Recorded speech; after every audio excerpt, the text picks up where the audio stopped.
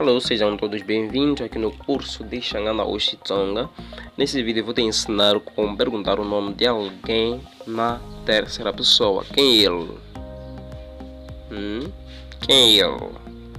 Então, como você pode falar isso em Xangana? Vamos supor que nós estamos a conversar. Então, de repente você quer, ou seja, eu quero saber se você tem filho e quer saber o nome dele. Como é que eu devo perguntar assim? Você tem filho ou você tem filha? Eu pergunto em Xangana: Xana unangwana? Xana unangwana? Então é assim como eu pergunto em Xangana, se eu quero saber se você tem filho ou filha. Como é que você pode responder? Ina nina yena. Ina nina yena. Sim, eu tenho. Tenho o quê? Filha ou filho. Então, eu quero saber o nome dele, ou seja, o nome dela.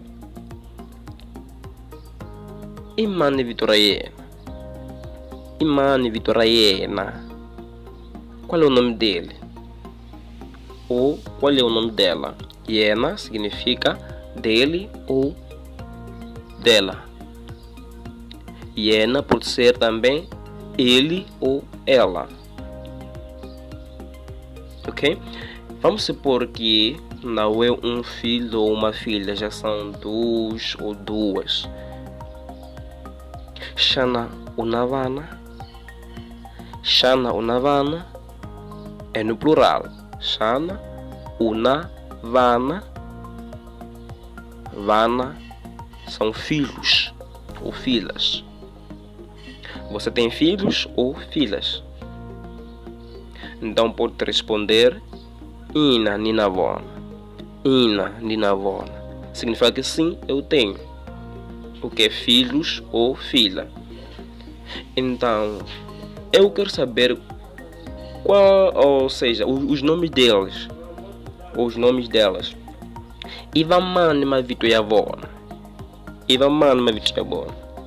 É assim que eu vou perguntar em Xangana para saber o nome dele ou o nome dela. Assim seja para o amigo, para a amiga, tudo. Você pergunta assim em Xangana. Então, se você ainda não é inscrito no canal, se inscreve, deixe seu like, deixe seu comentário, compartilhe esse vídeo para muitos que querem aprender Xangana. Ok, bye!